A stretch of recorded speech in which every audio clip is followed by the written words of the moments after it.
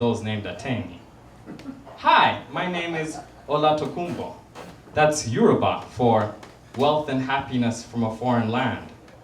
Like Kimbo Slice, I'm homeless in my own home. These rhymes coming off a familiar dome in an unfamiliar loam. But is it really unfamiliar? Or have I gotten so used to the unfamiliar that the familiar feels unfamiliar? Did you get that? Hi, my name is Byenkya. That's Runyoro for God is with us. In God we supposedly trust. But does God trust us? I mean, does God even exist? I don't know. My name is Mugabi Byenkya. Augustine. Thanks for coming out tonight.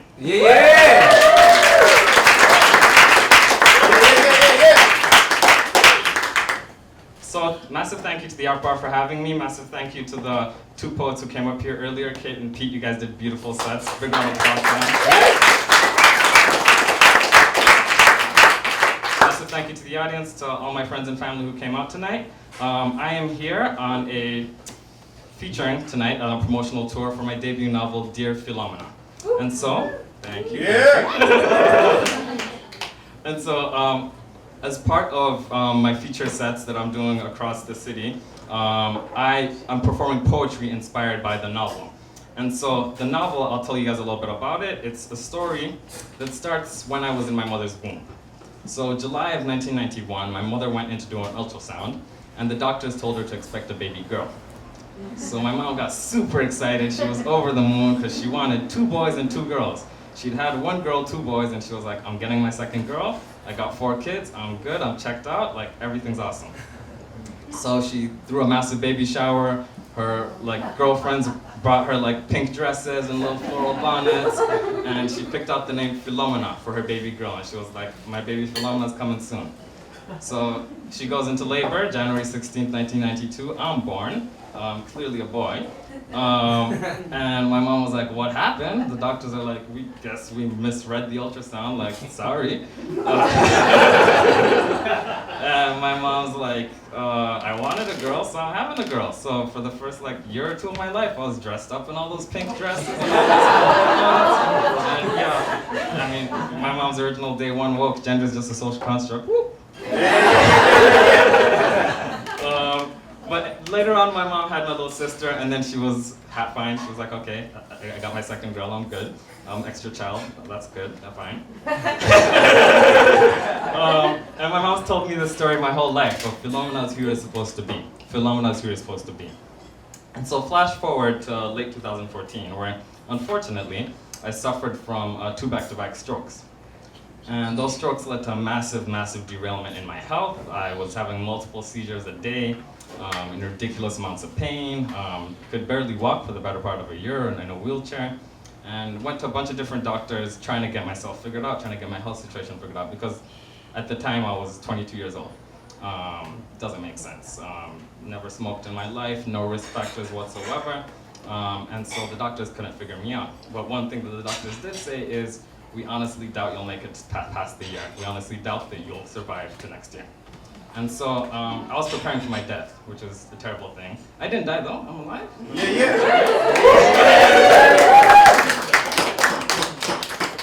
But I was preparing for my death, which was a terrible thing to go through. And so in the process of preparing for my death, one thing that I started doing was I started these sporadic conversations, or I started talking to Philomena. I started talking to who I was supposed to be. And so this book is the story of a year that I was supposed to die, but somehow lived through, told through conversations between myself, Mugabi, and Philomena, who I was supposed to be. Survivor. And so the book talks a lot about grief. It talks about grief in terms of grief of losing someone, and grief in terms of losing a former life. Because while I was bedridden, I had lost my capabilities and the life that I used to lead. And one thing that I learned, I went through this amazing rehabilitation program, physical therapy-wise, in terms of regaining my strength and stuff. And one thing they taught me was I had to mourn the loss of the former life that I'd led, and I had to accept the new life that I was given. And in the process of mourning the loss of the former life that I had, I drew parallels and realized that it's actually quite similar to mourning the loss of a loved one. And so I'd like to share a piece that I wrote in honor of my friend Courtney, who passed away in 2013. Courtney was a good friend of mine, and in the process of formulating this piece and writing it down, I realized that there are very, very similar parallels between losing the life of a loved one and losing the loss of your former life, or anything that you lose in life, whether that be, I don't know, something from the mundane, from keys to like, you know, a guitar. Like, different things have different significance to people, but you should always make some time to grieve and make some time to process your emotions. And so this is dedicated to Courtney, who I named one of the hospitals in the book after, because I didn't want to get sued, but also as an homage to a good friend. You only live once, I proclaimed, at the top of my lungs, on the tip of my toes, tap, tap on my chest as my tepidity blew right out the window and my feet dived into the bone-chilling water fountain. Cold, I exclaimed at the top of my lungs as the tips of my nipples turned to stone. Tap, tap went my teeth in the bone-chilling cold. No regrets. You see, YOLO is my personal life motto. Before making any decision, from the life-altering to the mundane, I think YOLO. For example, here's a question that I asked myself earlier today. Should I wear my multicolored thigh-high socks for my performance? And a t-shirt that has my face on it? Answer, YOLO. Making YOLO my life motto has got me through some tough times. I remember a few years ago being stressed to the max. Facts, figures, fiction percolating through my mind, friendships, relationships, scholarship, stewardship, internship. Could barely find a second to stop and breathe, to eat, to wheeze, to feel. Surviving till 10 p.m. without a meal on the regular because I was too busy to eat. Stomach grumbling in the middle of yet another meeting, my boss snapped me out of my reverie. Someone passed away in one of the residence halls, she said. My condolences to the family and friends, I thought, and said a quick prayer. She was a resident assistant on the 10th floor of Ellsworth Hall, she said. My world froze. You see, I was a resident assistant for 2 years at that point. We were family. We were friends. My world kicked into hyperdrive as I realized Courtney, or Brenda, was dead. Courtney, or Brenda, was dead. Courtney, or Brenda. Courtney, my boss said. The world slipped from my grasp as I fell right out of the meeting and into the cold, hard, bottomless cell that is grief. Nothing mattered anymore. YOLO? It is true that you only live once,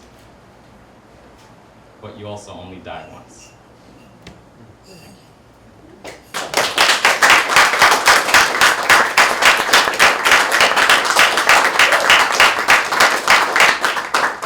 Thank you. One of the things that I discuss in my book, along with grief and along with loss, is I discuss a lot of different things that are going through my mind and things that were happening at the time during the writing of the book. This is the story of a year from late 2014 to late 2015. And one of the things that I had learned a year prior to the writing of the book was about a West African philosophy, which is ironic because I'm from Uganda, but it took me going to the US for college to learn about my own peoples. Shout out colonialism. But there's a West African belief of a philosophy that everybody lives two lives. And I learned this in my African philosophy, history, and thought and religion class. And this belief in two lives, it doesn't mean that you actually live twice. It means that your first life is when you're born. And so you're born, you live life, you do whatever you do, and you die eventually, right? And so when you die, that's the end of your first life. And at the end of your first life begins your second life. And your second life starts from the moment you die till the moment that your name is uttered for the last time on this world. And so, no matter whether you do great things or evil things, Adolf Hitler will have an infinite like second life, you know, because of the impact that he had on people. He had a terrible impact, granted, but he had an impact. Martin Luther King will have an infinite second life as well because of the impact that he had on people. And so, the point of life, according to this West African belief, is that you are trying to extend your second life as long as possible. So you're trying to impact people in a positive way. And so you're trying to make sure that your impact is felt so that people, your children, your nieces, your nephews, your friends, etc., people will be talking about you and your legacy will carry on through that. And so one thing that I try to do with my writing is I try to extend the second lives of people who are important to me. And so I try to write about people who are important to me so that I can extend their second lives as much as possible. And in thinking about this and in thinking about the whole second life theory, I was wondering why it took me that long to learn about this belief from like literally the land that I was born in, Nigeria. Why did it take me until I was 20? Why in Ugandan schools are we taught British history and not our own? Why is the world so incredibly Eurocentric? Like why do the systems and institutions that are in place exist the way that they do? And so this train of thought caused me to, I discuss things related to that matter in the book, but this train of thought also caused me to write this poem. And this is the poem that was longlisted for the Babisha Niwe Poetry Award, and it's entitled Privilege. The bottle spins as the reams of thoughts flutter by my consciousness, as my disjointed synapses fire off things I would not mind saying with confidence. The bottle stops on me. Settle on one idea I see. Breathe in. Pause. Have y'all ever played the game Never Have I Ever? Yeah. Okay. Never have I ever wished for the unearned advantages distributed based on the values of the dominant matriarchal society that we live in. All the men take a shot. All the women sit in awkward defensive silence. Sometimes silence is violent. Sometimes silence speaks of untold and underrepresented voices. Sometimes silence speaks of long, internally torn, oppressed histories, also known as background noises. Sometimes silence tells a story. Sometimes silence tells this story from alternate eyes. Do you realize? Sometimes silence is violent. Like that one night out, or every single night out. Trying to go out for some drinks, dancing, good times with the guys. As we get on the dance floor, we form a little circle and proceed to try and dance away the night to our heart's content. Enter a woman. She tries dancing up on me, to which I reply, I'm sorry, but I don't want to dance with you. Wow, she replies. What, do you think you're too good for me or something? No, I don't. Well, then what? You got a girlfriend or something? No. Then what? Are you gay or something? No. Then what answer would ever satisfy the one who does not care about what I want? This is not my story to tell. The truth is, never have I ever wished for the unearned advantages based on the values of the dominant patriarchal society that we live in. The truth is, all the women take a shot. The truth is, all the men sit in awkward defensive silence. The truth is, silence is violent. The truth is, no matter how many female friends, girlfriends, cousins, sisters, mothers I have, I'll never, ever relate to the female experience. The truth is, I cannot speak for a life I have not lived. The truth is, however angry and frustrated this makes me, this does not compare to the experiences of those that have to live it every single day. The truth is, I think I finally get a glimpse of what it feels like to be white.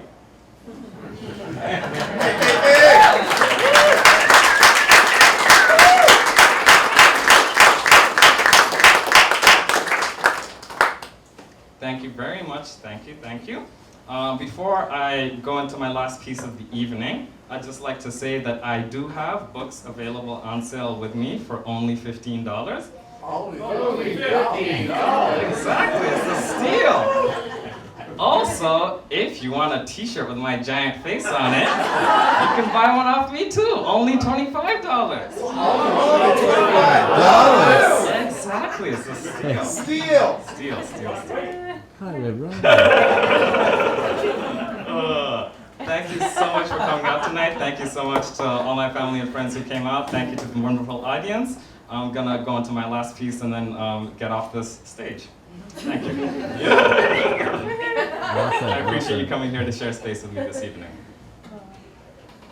So the piece that I began with was part of a project that I did called A Verse a Day Keeps the Blues Away.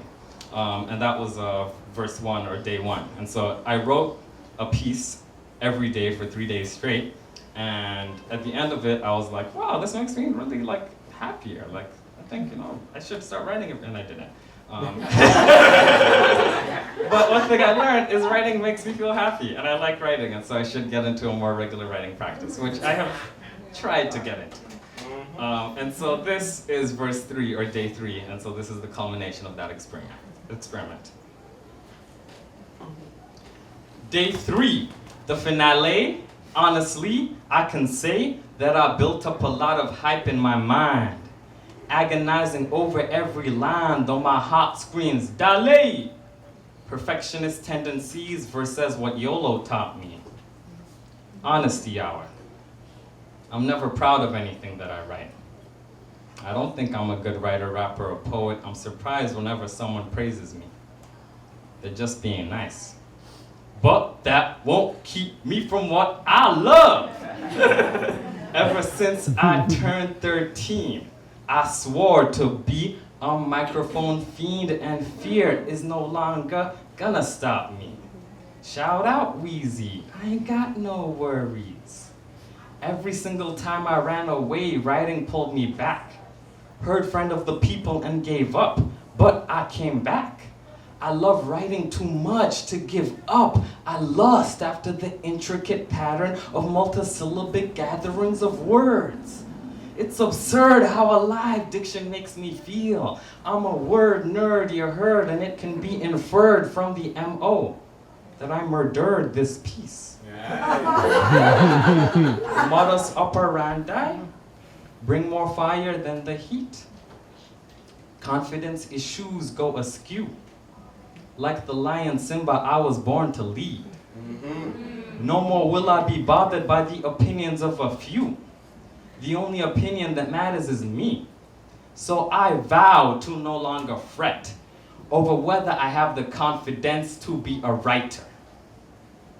Cause I'm a dapper boom bapper, mapper of the human condition with more hats than the Mad Hatter. What is the matter? Do you not hear the pitter patter from the heavens as Thor sheds tears when he's blessed with the presence of my verbose diction? Simply listening is a blessing. Effervescent coalescence of anti-malevolence. Oh crap. All I have left is a second. I guess there's only one thing left to say. You're welcome.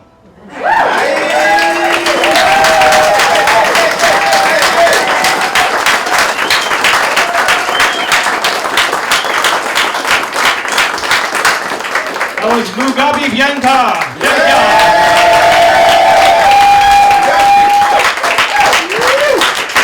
Mugabi does have copies of Dear Philomena?